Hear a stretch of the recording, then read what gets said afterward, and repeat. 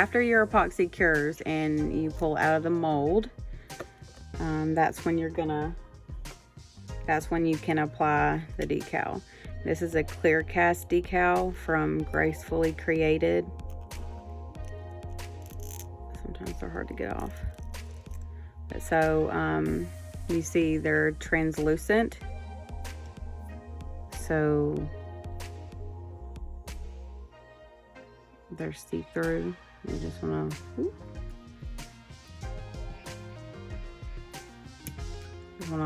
get it good and lined up. I keep doing that.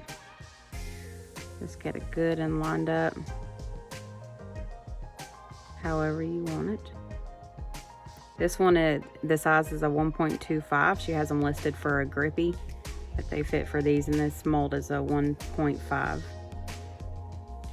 Alright, so get it all flattened out. You see sometimes there's some overhang, and I usually trim those, but I'm going to go ahead and move on to my epoxy before my epoxy gets too thick to use.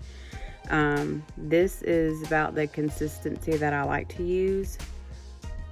I've used it thinner before, and I used it a little bit thicker, but this right here is actually perfect.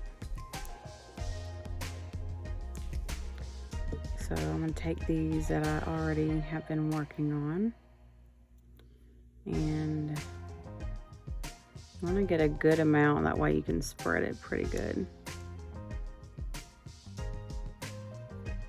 Excuse the sound of my kids in the background. But you just want to spread it. Make sure that you're getting the edges, that you're bringing it all the way out to the edge.